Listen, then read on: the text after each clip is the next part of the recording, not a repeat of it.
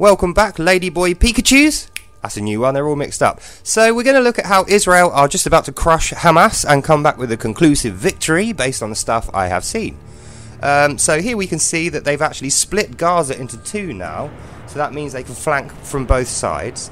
It might look like they're kind of trapped in the middle there, but no, that middle bit's a lot bigger than it looks on this map. In addition to that, they filled it with all kinds of tanks and artillery and stuff, so it's really important that they got that bit. And the other important thing about it is that's where all the roads connect up, so they can now get the humanitarians in to get the aid in, and they can get some of the civilians out, which is just as well because they're surrounding some of the places that were refugee camps previously with tanks. And the reason they're doing that is because that's where all the Hamas terrorists are. They're aware that they've got human shields, so they've sent in special ops team to try and separate the residents, you know, the slaves and stuff, from the actual Hamas fighters.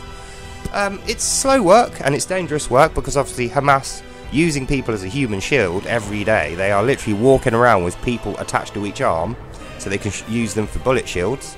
But nevertheless, the IDF have been fairly successful, and that's mainly because they have UN peacekeepers there on hand. As soon as the way is open and safe, UN peacekeepers can get in. That little logo there is one of the kind of Hamas platoons, like a split-off group. So they took a fortress inside Gaza, and the IDF spotted this and actually knew that's where the tunnels were coming out. So they blocked all the tunnels with concrete and sent a bunch of guys in with parachutes and pretty much dominated the whole area. So within a few days, well, let's say 4 or 5 days. Within 4 or 5 days, I think the national news will be letting us know that they've totally cleared out the tunnels. That's actually amazing. Like, it's just hit me how amazing that is. Like, these tunnels, oh my god, it's like a house of mirrors. It's like a horror house of mirrors or something. So, well done to Israel. The IDF, they've absolutely destroyed Hamas by the look of things. And the reason they've slowed down a bit right at the end, they're being meticulously careful to try and get as many residents out as they can. They're well aware that Hamas have built underground caverns and stuff for their troops and then put hospitals and schools on top of it. So they have to blow those sites up, but they've evacuated almost everyone. Obviously not everyone.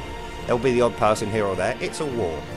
But yeah, they've done pretty well on the humanitarian aid. And after they win this war, they're going to have to do a kind of Iraq-style security campaign to restore the police and the government, which was previously Hamas. As you can see here, these resistance fighters are really kind of hemmed in. What are they going to do? Jump into the sea, or are they going to go towards the IDF? Either way, they are dead, and their morale is crushed, and they're completely surrounded. So yeah, Israel seem to be doing a fantastic job of mopping up resistance fighters and absolutely demolishing the little hood-ratted Hamas bastards.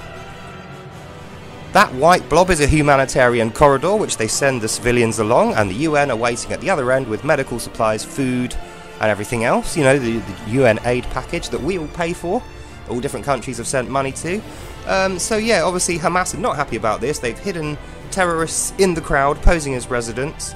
But the IDF have got round this by saying, right, everyone walking along this road has to raise both their hands, and I want to see some white flags, and you all have to space each other out, no crowds. So that was pretty good. They managed to get almost everyone out. I can't give you accurate numbers. They did supply numbers, but I'm not sure how they made them so accurate, so I'm not going to announce the numbers. But yeah, they've done pretty well. They've blocked off the entire area now, so there's no travelling from one patch to another for the Hamas troops. You know, there's no tunnels, there's no roads or anything they haven't taken.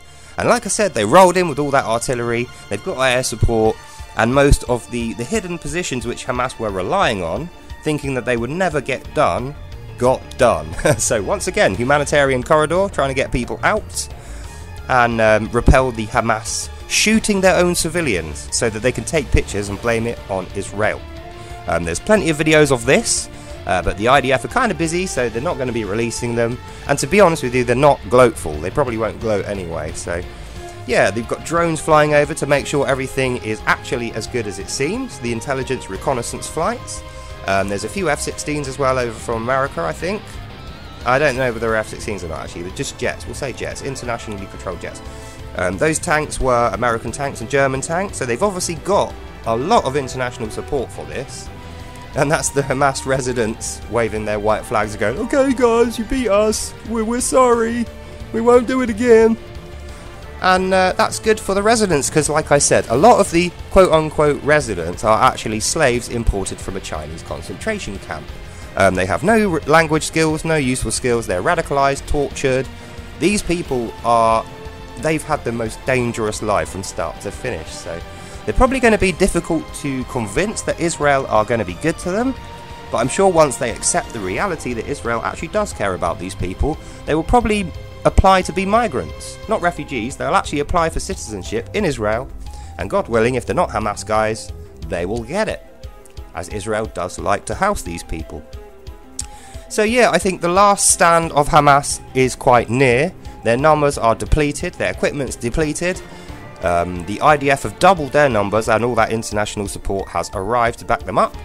So it's a hiding to nothing for Hamas. They are literally getting their backsides smacked. They've been bent over, had the pants pulled down, and the rest is history. So as you can see here, the IDF have set up artillery positions, anti-tank and anti-aircraft weaponry, and Ben Netanyahu has announced that they're very near to a victory. So we can all rejoice.